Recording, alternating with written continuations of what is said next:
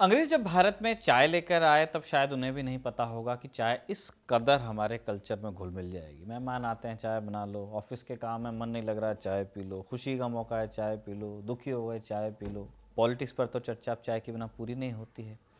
प्रधानमंत्री नरेंद्र मोदी के बारे में कहा जाता है कि बचपन में वो चाय बेचा करते थे और वहाँ से उन्होंने यात्रा शुरू की, प्रधानमंत्री बन गए।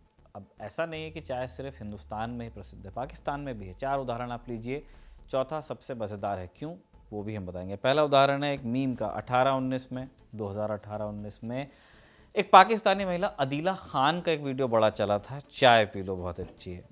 खूब मीम बने, आप देख करके समझेंगे। दूसरा 2016 में इस्लामाबाद की एक चाय की टपरी पर नीली आंखों वाला एक लड़का चाय डाल रहा था। तब पाकिस्तानी फोटोग्राफर जिया अली ने उसकी एक पिक्चर क्लिक की थी। कुछ ही घंटों में तस्वीर सोशल मीडिया पर वायरल हो गई। नीली आंखों की वजह से लड़का बड़ा फेमस हुआ। बाद में मॉडलिंग के उसे ऑफर आए। तीसरा, पाकिस्तान के योजना और विकास मंत्री आसन इकबाल ने कहा कि देश को चाय पर खर्च होने वाली रकम को कम करना चाहिए, क्योंकि पाकिस्तान दुनिया के सबसे बड़े चाय इंपोर्टर्स में से एक है ना। ब्रिटेन की तरह फीलिंग आ रही है इनको भी। चाय के आयात पर कर्ज लेकर पैसे खर्च किए जा रहे हैं पाकिस्तान में, इसलिए लोगों को 1-2 कप चाय कम पीनी चाहिए। चौथा और सबसे रेलेवेंट, मज़ेदार रेलेवेंट जैसे आपको लगे, किस्सा 2021 का है। आप ये पिक्चर देखिए। चाय का कप पकड़े हुए ये शख्स हैं फैज़ हमीद, जनरल फैज़ हमीद, लेफ्टिनेंट जनरल। तस्वीर काबुल की है। तालिबान ने अफगानिस्तान की सत्ता पर नया नया कब्जा किया था। उस समय पाकिस्तान के प्रधानमंत्री इमरान खान थे, तो उन्होंने अपने फेवरेट जनरल फैज़ हमीद को काबुल भेजा ताकि तालिबान से दोस्ती बढ़ाई जा सके। पर आज इमरान खान जेल में है और फैज़ हमीद भी वहीं जा रहे हैं। इमरान पर 100 से ज़्यादा केस लाद दिए गए हैं और फैज़ हमीद का कोर्ट मार्शल हुआ है। इल्ज़ाम लगा है कि उन्होंने पॉलिटिक्स में हिस्सा लिया, इसलिए 14 बरस की कैद होगी। फैज़ और इमरान की दोस्ती बड़ी पक्की थी। इमरान के लिए वो काम करते थे, इसलिए आज जब उन्हें 14 बरस की सज़ा सुनाई गई है तो काबुल में फैज़ की खींची गई वो तस्वीर बहुत शेयर हो रही है। लिखा जा रहा है कि चाय बहुत महंगी पड़ गई। फैज़ हमीद की कहानी पर आप अगर गौर करेंगे तो एक रिपीट होती साइकिल नजर आएगी, ऐसी साइकिल जो पाकिस्तान में चलती आ रही है। और ये कहानी आपको बड़ी फिल्मी लगेगी, लेकिन है असली। कमर बाजवा पाकिस्तान के farmer army chief Nawaz Sharif को लेकर आए। फिर जब शरीफ आर्मी पर चढ़ने लगे तो उन्हें किनारे करने के लिए इमरान को लाया गया। इस काम में बाजवा की मदद की थी फैज़ हमीद ने। जब इमरान प्रधानमंत्री बने तो उन्होंने मुनीर को आईएसआई के पद से हटाया और हमीद को बैठाया। फिर इमरान की सरकार गिराई गई और मुनीर को आर्मी चीफ बनाया गया तो पासा पूरा ही पलट गया। बाजवा किनारे हो गए। मुनीर ने पहले इमरान को ठिकाने लगाया और बाद में फैज़ हमीद को। तो इसी तरह ये कहानी चलती गई। आज के राजदूत में यही कहानी हम विस्तार से बताएंगे और जानेंगे कि फैज़ हमीद का कोर्ट मार्शल क्यों हुआ, उन पर इल्ज़ाम क्या थे और क्या इसका पाकिस्तान की राजनीति पर गहरा असर पड़ेगा। नमस्कार, स्वीकार कीजिए निखिल का, आप खबर गांव का डेली इंटरनेशनल बुलेटिन राजदूत देख रहे हैं।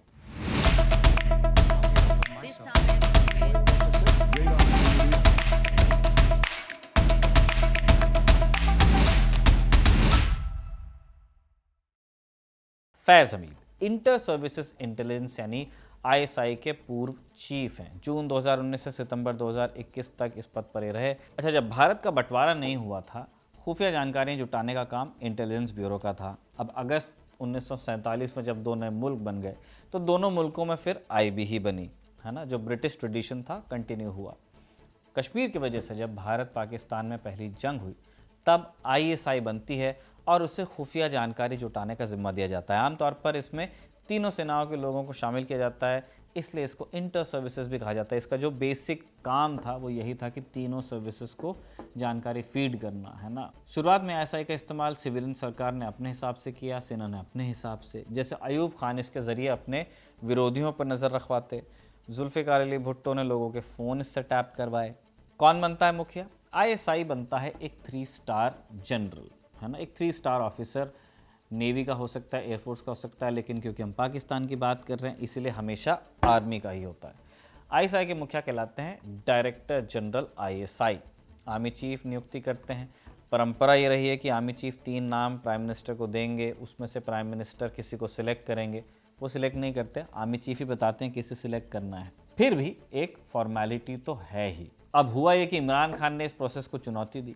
तब आसिम मुनीर आईएसआई के चीफ थे, उन्हें हटाकर इमरान ने फैज़ हमीद को जिम्मा दे दिया आईएसआई का, और इसी के चलते उनकी फ़ौज से लड़ाई हो गई और आज वो जेल में बंद भी है। इस पूरी कहानी में जनरल बाजवा का भी बड़ा हाथ माना जाता है, लेकिन इसकी चर्चा थोड़ी कम होती है। क्यों? जनरल बाजवा 29 नवंबर 2016 को पाकिस्तान के आर्मी चीफ बने, 16वें आर्मी चीफ थे। उस समय पाकिस्तान के प्राइम मिनिस्टर थे नवाज शरीफ। उन्होंने बाजवा के नाम पर मुहर लगाई थी, कुछ साल मिलकर काम भी किया और इस वजह से बाजवा का जो टेन्योर था वो 3 साल बढ़ाया भी गया। लेकिन बाद में नवाज को सेना से दिक्कत होने लगी और सेना ने फिर उनको किनारे कर दिया नया कैंडिडेट लाकर। कौन? इमरान खान। अब इमरान खान की फील्डिंग सेट करने के लिए बाजवा खुद तो मैदान में नहीं उतर सकते थे, इसलिए उन्होंने अपने सबसे काबिल अफसर को चुना, फैज़ हमीद। आईएसआई में 2 पोजीशन अहम होती है। पहले तो जो डीजी आईएसआई होते हैं, जो हेड हैं, और दूसरे नंबर का पद होता है डीजीसी। ये हम शेखर गुप्ता को कोट कर रहे हैं, द प्रिंट के एडिटर। उन्होंने बहुत विस्तार से अपने एक कट द क्लटर में समझाया है, वहाँ से हमने कुछ जानकारी उद्धृत की है। तो जो डीजी काउंटर इंटेलिजेंस होता है, उसका काम क्या है? दूसरे मुल्कों की इंटेलिजेंस एजेंसीज के पैतरों से देश को बचाना। लेकिन क्योंकि हम पाकिस्तान की बात कर रहे हैं तो यहाँ उल्टा काम होता है। काउंटर इंटेलिजेंस अपने ही देश के नागरिकों पर इस्तेमाल की जाती है। तो अनौपचारिक अरेंजमेंट ये है कि आईएसआई का डीजीसी जो होगा, काउंटर इंटेलिजेंस, वो न सिर्फ राजनेताओं पर नज़र रखेगा बल्कि फ़ौज के अंदर भी देखेगा कि कौन गड़बड़ कर रहा है। पाकिस्तान की आर्मी पॉलिटिक्स में इंटरेस्ट लेती है, तो क्योंकि पॉलिटिक्स में अलग अलग गुट हैं तो फ़ौज में भी गुट होते हैं, तो ये देखते हैं कि शांति बनी हुई कि नहीं, कोई बड़े साहब को तो खाने नहीं आ रहा।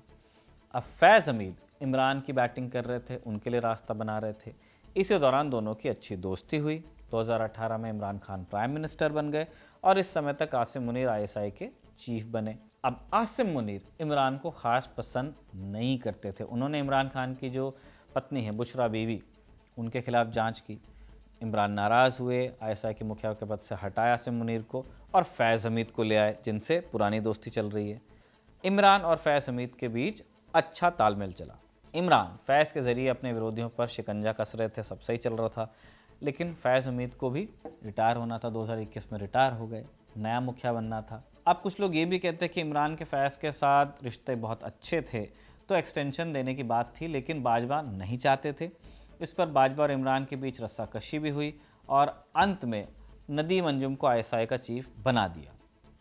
लेकिन हमने एक फॉर्मेलिटी की बात की थी आपसे, नदीम अंजुम के नाम पर इमरान खान को साइन करना था, प्राइम मिनिस्टर थे, लेकिन उन्होंने साइन करने से मना कर दिया, नोटिफिकेशन जारी करने से मना किया। बाद में बाजवा और सेना के दूसरे अफसर इमरान से मिले, उनको मनाया।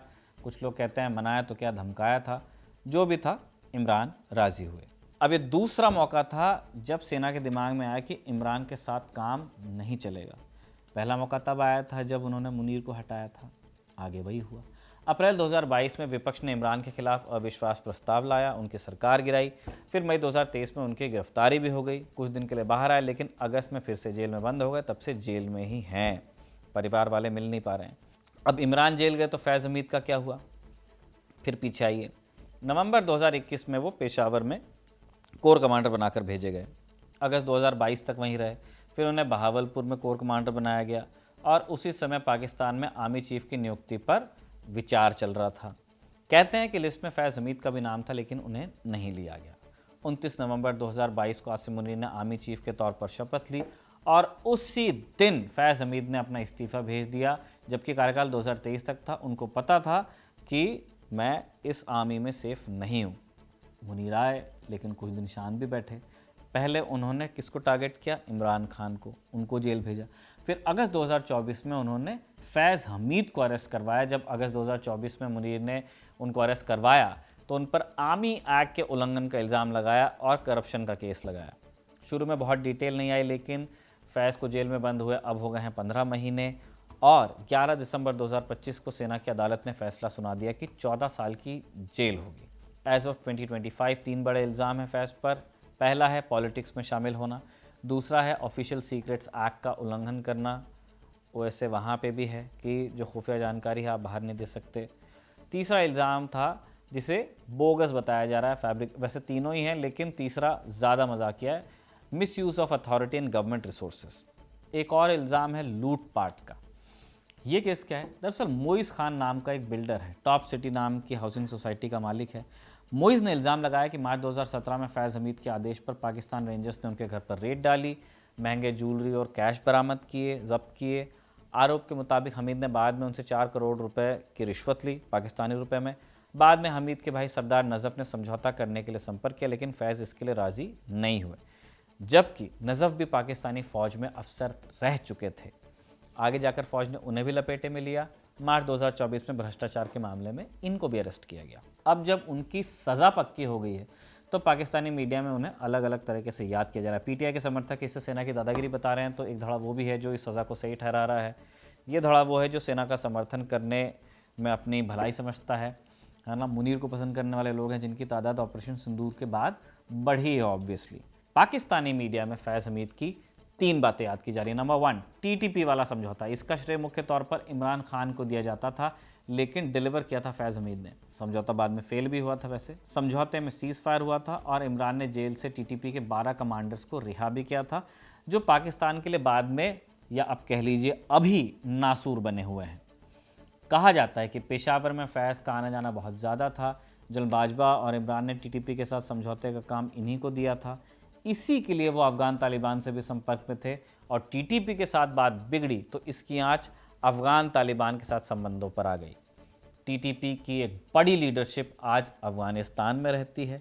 पाकिस्तान अफ़गान तालिबान से कहता है कि हमें टीटीपी के कमांडर्स दे दो, हमारे हवाले कर दो, लेकिन अफ़गान तालिबान राज़ी नहीं है।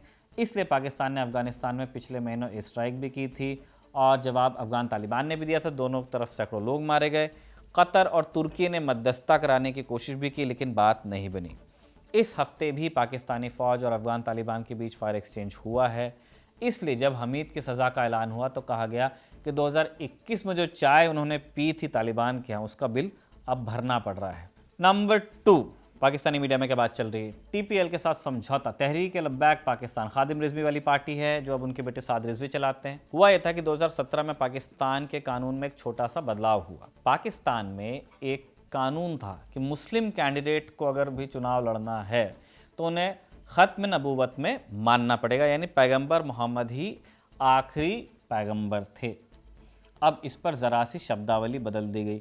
आई सोलमनी स्वेयर की जगह आई डिक्लेयर कर दिया गया, यानी कसम खाने की जगह मैं ऐलान करता हूँ, ये आ गया।